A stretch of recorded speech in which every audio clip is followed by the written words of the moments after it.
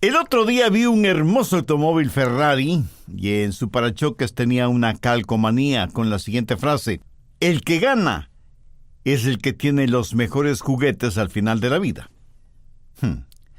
Dicen que la única diferencia entre los hombres y los niños es el costo de sus juguetes. Por supuesto, este es un punto de vista totalmente material.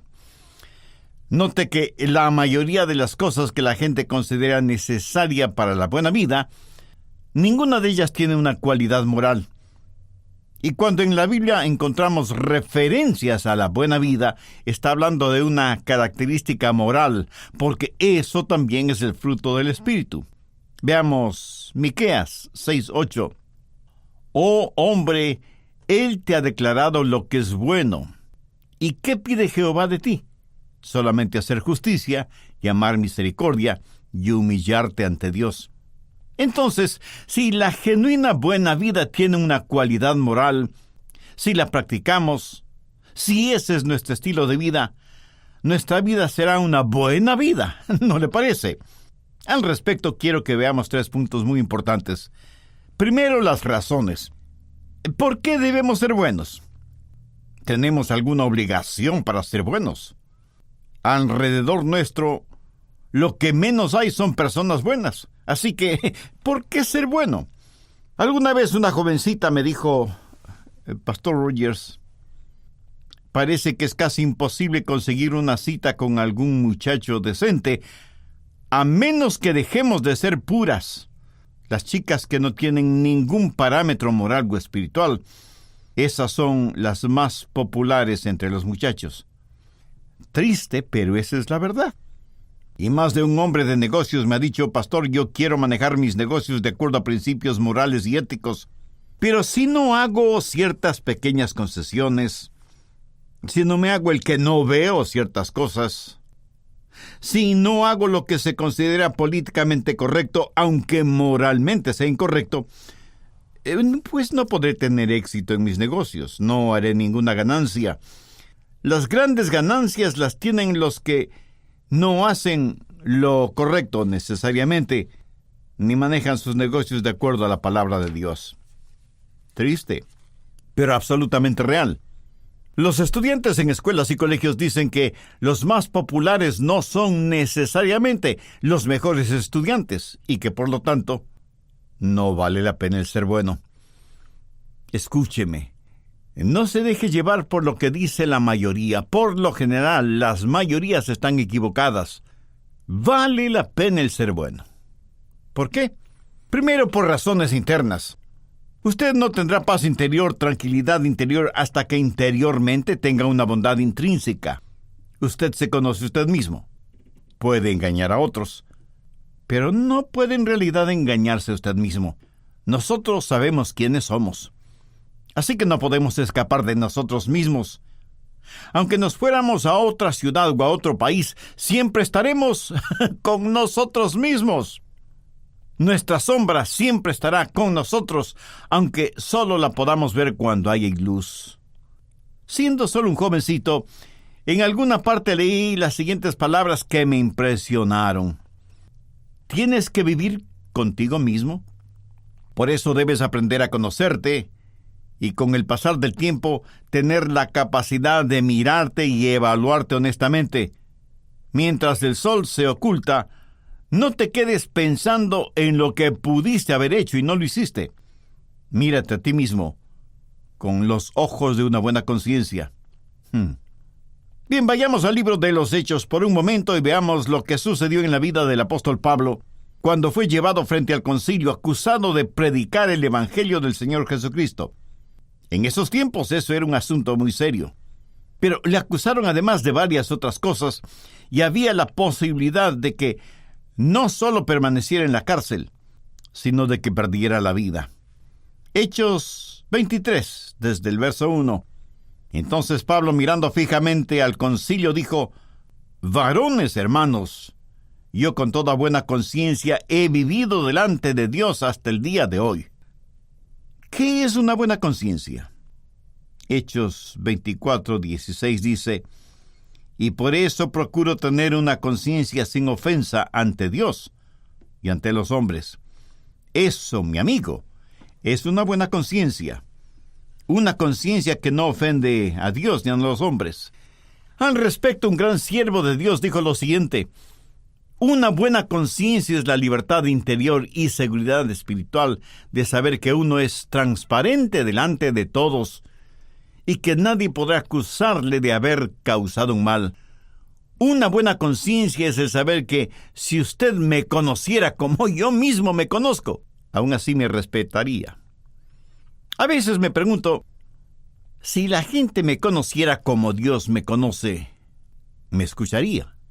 Quiero decir, tengo esa clase de transparencia como para que nadie pueda señalarme acusándome de algo incorrecto. Esa es verdadera libertad interior, libertad espiritual. Pablo enfrentaba muy graves problemas, pero lo que le capacitaba para enfrentarlos sin pestañear siquiera es que no tenía que revisar su vida para saber si había hecho algo malo como para estar frente al concilio. Hay algo acerca de una clara conciencia que nos libera en tiempo de dificultades, que nos quita todo temor.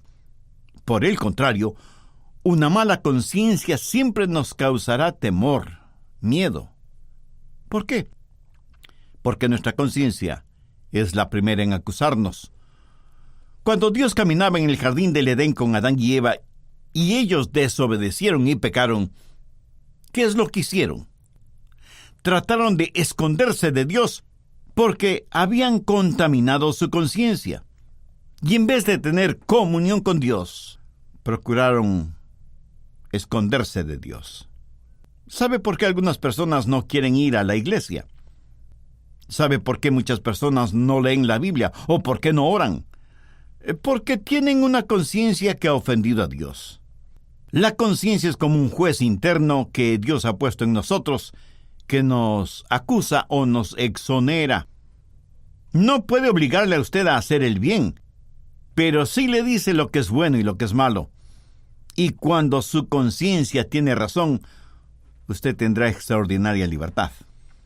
Después de su terrible pecado, David dijo en el Salmo 51:3, «Mi pecado está siempre delante de mí».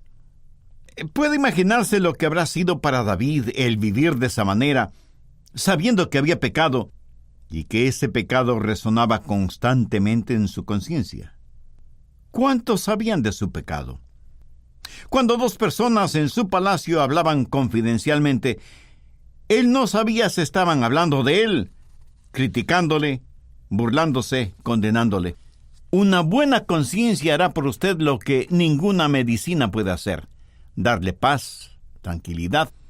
Y cuando usted se ve en problemas y dificultades como el apóstol Pablo, podrá decir como él: con toda buena conciencia he vivido delante de Dios hasta el día de hoy. Segundo, por razones externas.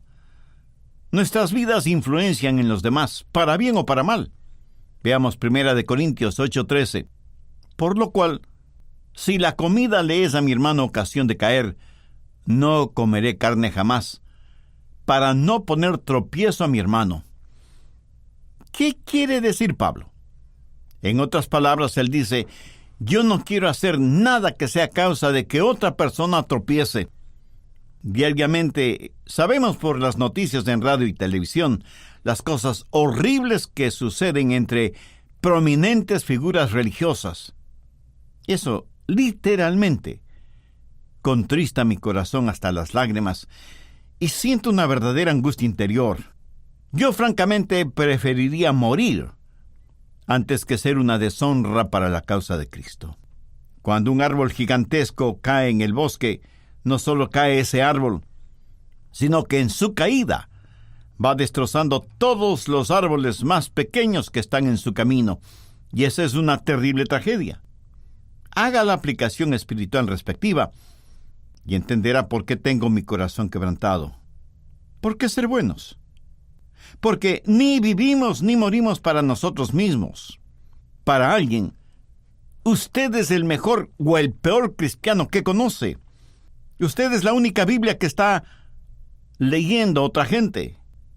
Para muchos, el peor castigo en el infierno probablemente será el ver a su cónyuge, a sus hijos, a sus familiares y amigos en ese lugar de tormento por el ejemplo de vida que usted les dio. ¿Por qué ser buenos?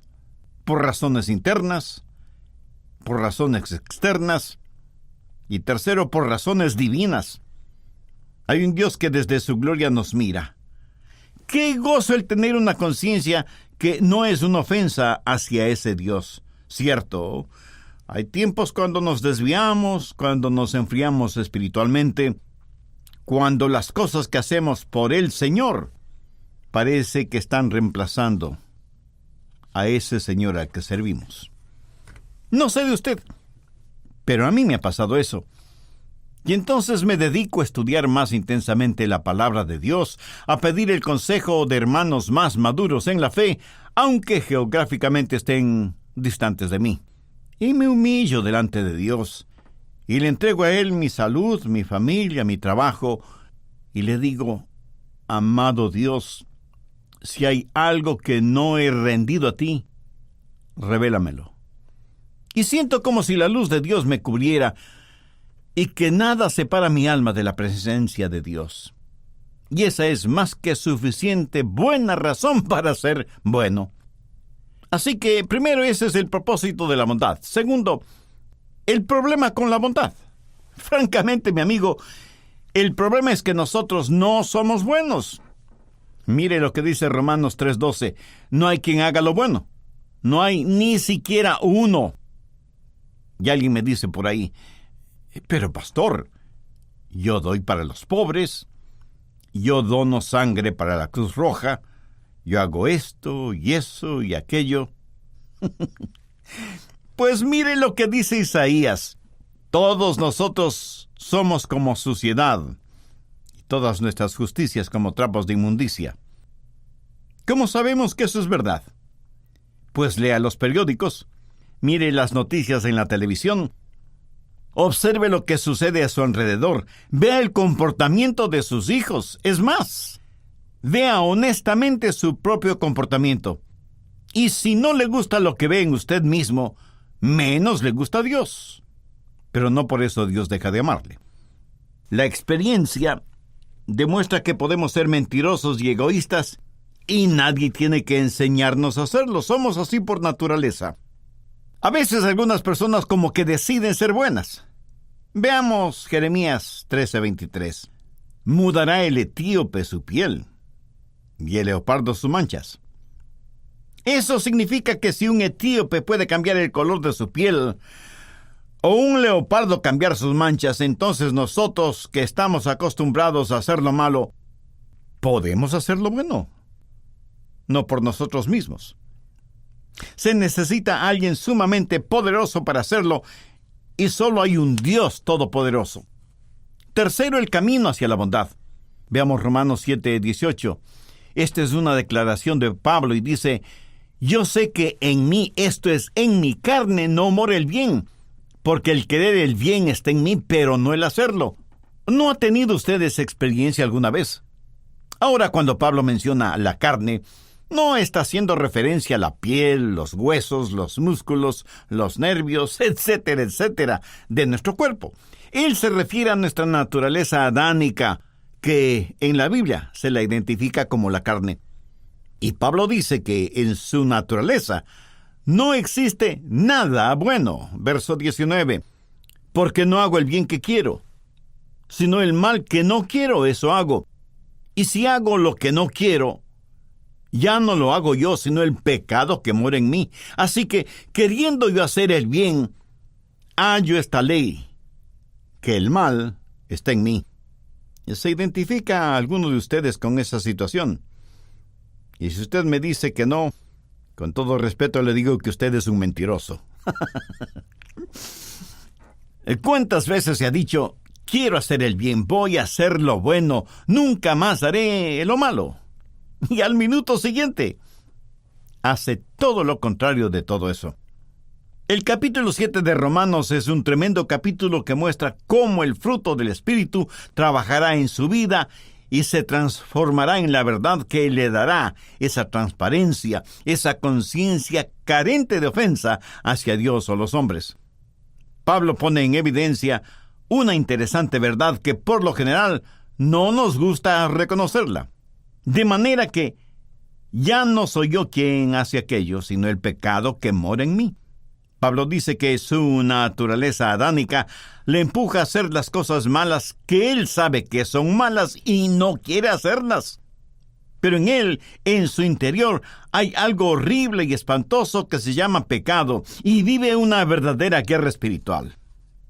Verso 22 del capítulo 7. Porque según el hombre interior me deleito en la ley de Dios, pero veo otra ley en mis miembros que se rebela contra la ley de mi mente y me lleva cautivo a la ley del pecado que está en mis miembros. En lo íntimo, en lo más profundo de su ser, Pablo ha nacido de nuevo. Ama a Dios, quiere servir a Dios. Ese era su gran deseo. Yo personalmente creo que Pablo era completamente salvo cuando escribió la epístola a los Romanos, y que en el capítulo 7 se describe a sí mismo como una persona salva que tiene que descubrir el camino de la victoria. Así que vemos no solo su deseo, sino también su determinación. Por eso al final del verso 18 dice, porque el querer el bien está en mí, pero no el hacerlo. Pablo no se ha rendido, no ha tirado la toalla, tiene la voluntad y la determinación de hacer el bien. Y quiero que note algo muy peculiar en esta porción de Romanos 7, los versos del 7 al 24. El apóstol Pablo, al referirse a sí mismo, usa pronombres personales, yo, mí, mío, más de 40 veces. Pero no solo eso, sino que utiliza la palabra ley más de 20 veces. Pero no menciona a Jesús, ni al Espíritu Santo, ni una sola vez. ¿Por qué? Aquí está Pablo conocedor de la ley, pero sin ser salvo. Y luego vemos a Pablo ahora conocedor de la gracia de Dios, siendo salvo. Y esta circunstancia la podemos aplicar a muchas personas completamente religiosas, pero completamente perdidas. ¿Recuerda usted cómo se sintió cuando Jesús le salvó? Seguro que pensó, nunca más volveré a pecar. Y sin embargo volvió a pecar. Pero se arrepintió, pidió perdón a Dios y volvió a pecar otra vez. Y así vivió su vida espiritual por mucho tiempo. Caídas, tropezones, levantadas, más caídas, más tropezones, más levantadas, más arrepentimiento, a lo mejor unas lágrimas para el final, volver a pecar. Y comenzó a vivir un círculo vicioso espiritual muy peligroso, con la diligente ayuda del diablo, quien le susurraba al oído, vamos, reconócelo, no eres salvo. Es más, eres tan pecador que no mereces ser salvo. Otras veces el diablo le hacía dudar de la existencia de Dios, porque si usted llegaba a convencerse de que Dios no existía, no tendría ningún parámetro espiritual, moral o ético para guiar su vida. Y llegando a ese punto, usted jamás sabría lo que es una victoria en el poder del Señor Jesucristo. Y no tendría necesidad de ir a una iglesia. ¿Para qué? El diablo le habría ya convencido de que la iglesia está llena de hipócritas, y le ha convencido además de que usted, aunque pecador, no es un hipócrita, y usted le ha creído al diablo.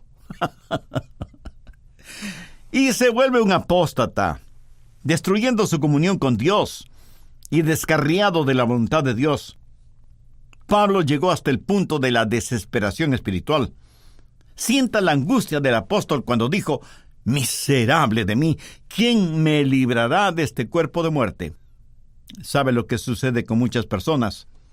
Leen Romanos 7 y usan ese capítulo como una especie de almohada para hacer descansar sus pecadoras cabezas. Y dicen, bueno, si el apóstol Pablo no pudo vivir una vida victoriosa, menos la podré vivir yo.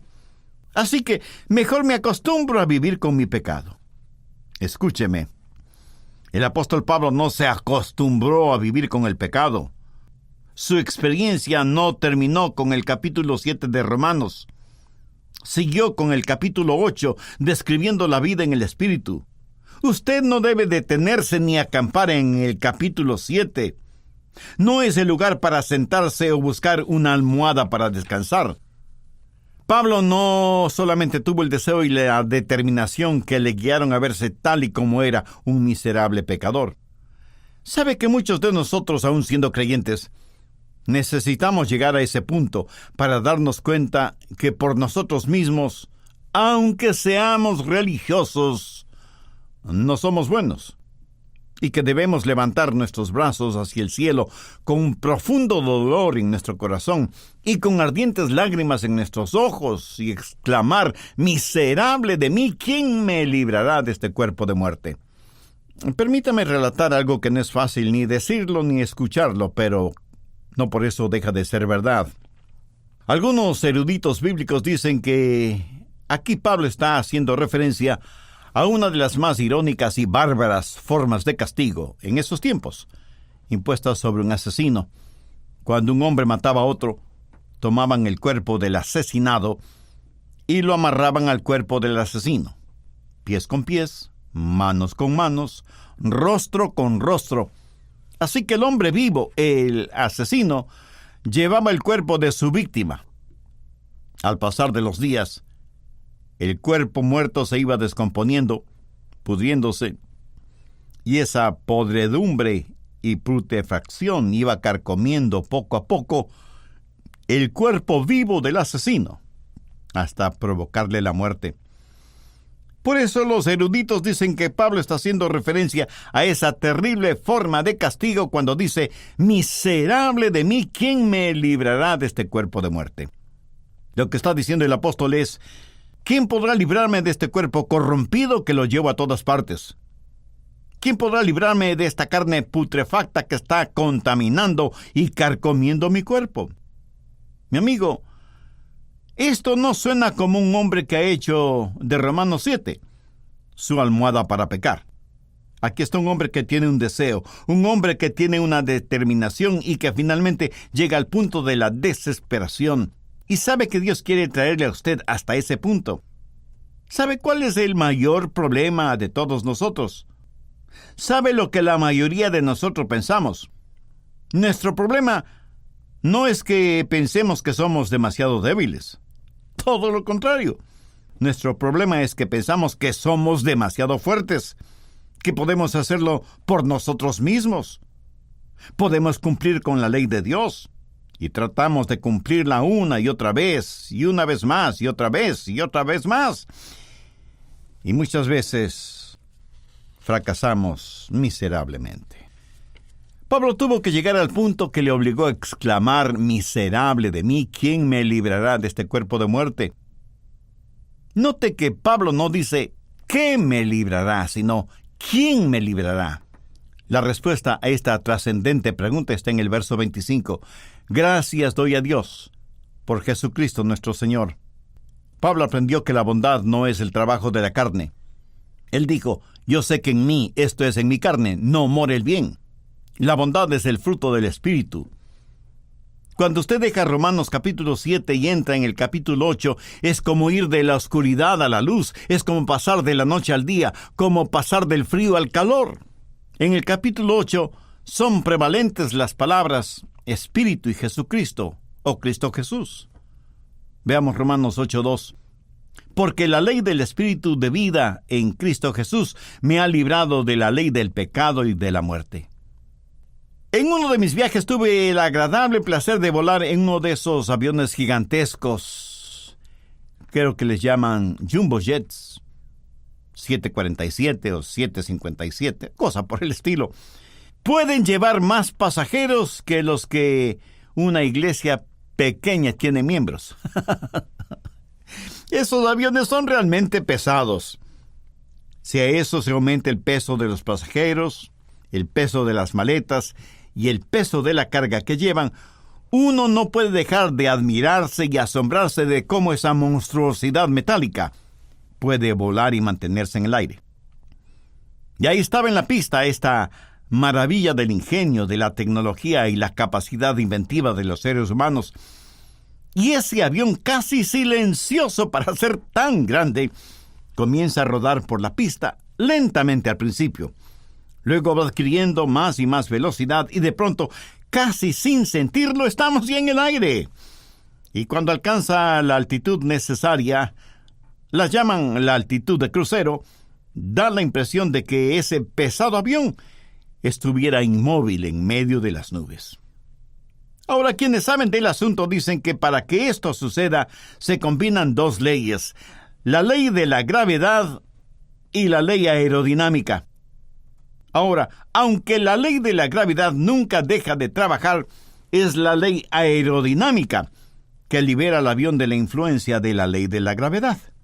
Y por así decirlo, de eso está hablando el apóstol Pablo. Cuando usted se salva y está bien con Dios, su vieja naturaleza todavía está ahí. La ley del pecado y la muerte nunca han sido canceladas.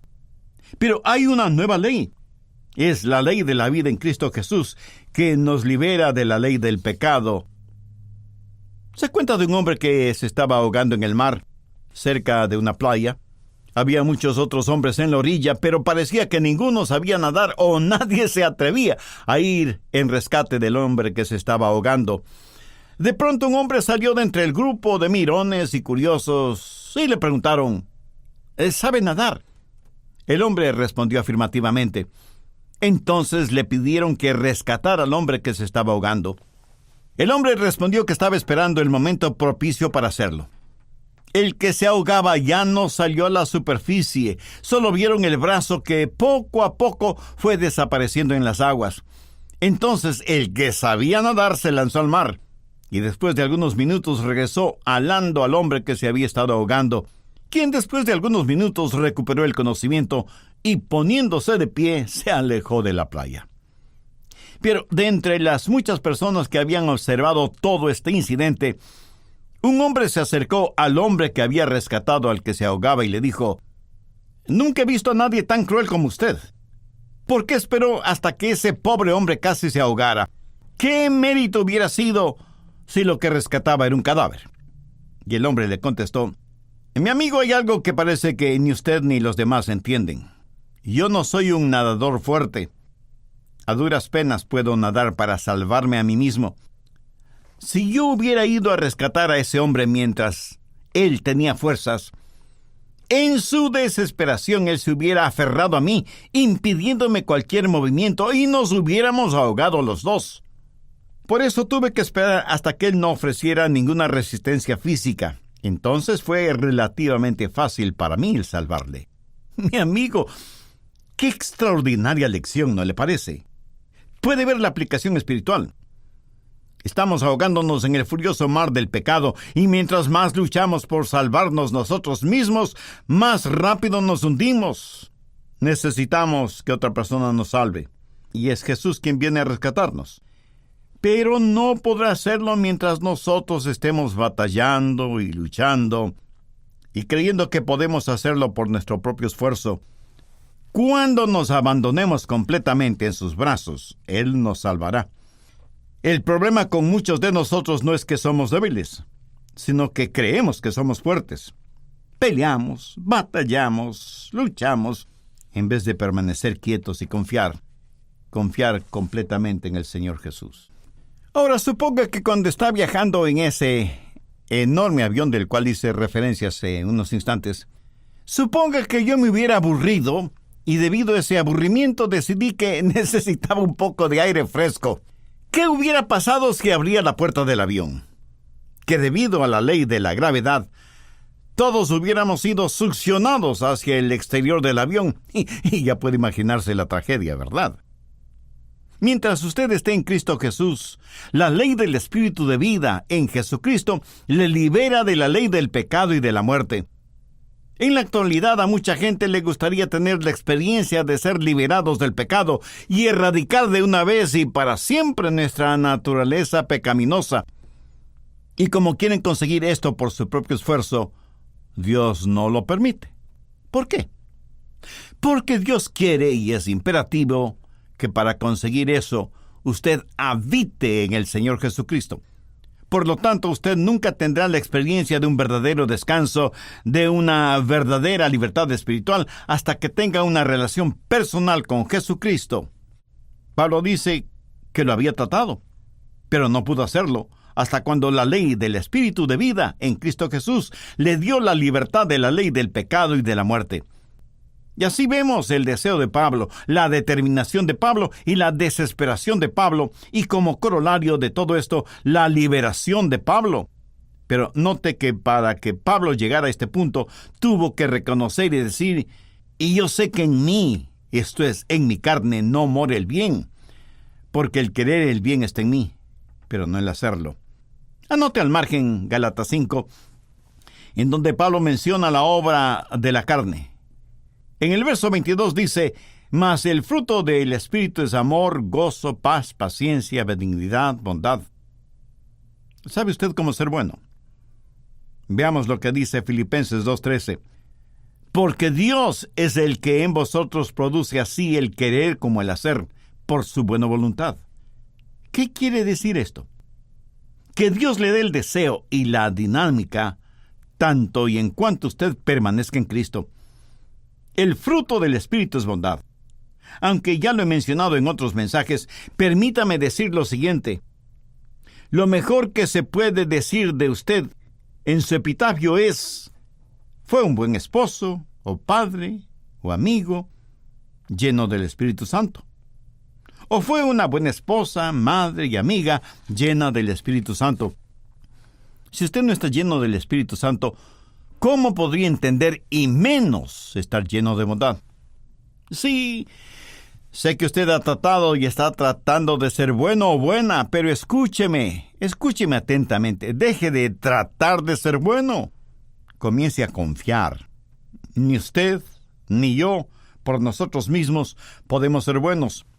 Porque nosotros no producimos ese fruto, solamente lo llevamos. Jesús es quien produce ese fruto y nos da el honor y el privilegio de que nosotros lo llevemos. Al respecto, Jesús dijo: permaneced en mí y yo en vosotros. Como el pámpano no puede llevar fruto por sí mismo si no permanece en la vid, así tampoco vosotros si no permanecéis en mí. Yo soy la vid, vosotros los pámpanos. El que permanece en mí y yo en él, éste lleva mucho fruto, porque separados de mí, nada podéis hacer. ¿Sabe cuál debe ser nuestra constante oración? Que Dios nos ayude a ser buenos padres, buenas madres, buenos hijos, buenos empleados, buenos jefes, buenos ciudadanos, buenos amigos, porque somos hechura suya, creados en Cristo Jesús para buenas obras, las cuales Dios preparó de antemano para que anduviésemos en ellas. Si usted está cansado de su esclavitud a las obras de la carne, le invito para que tome la decisión de buscar la verdadera libertad en el Espíritu Santo y comenzar a producir las obras del Espíritu.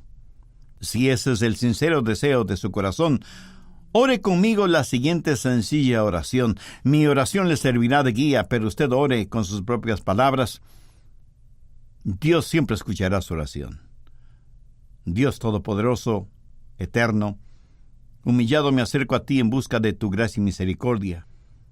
Soy un pecador necesitado de tu perdón y tu guía. Amado Señor Jesús, reconozco que cuando entregaste tu vida en la cruz del Calvario, lo hiciste para pagar la deuda de mis pecados, para limpiarme, para sanarme espiritualmente. Gracias por amarme de esa manera. Este momento deposito toda mi fe en ti y te recibo como mi Salvador y mi Señor. Te entrego el control completo de mi vida y pido tu ayuda para que me hagas la clase de persona que tú quieres que sea. Ayúdame para que nunca me avergüence de ti ni de tu palabra, sin que importen ni las circunstancias ni las consecuencias. Por favor, Señor, hazme un instrumento útil y de bendición en tus manos. Lo pido en tu santo nombre. Amén. Si usted hizo esa decisión por Cristo, tenga la bondad de escribirnos al respecto para orar por usted y su nueva vida como creyente en el Señor Jesucristo.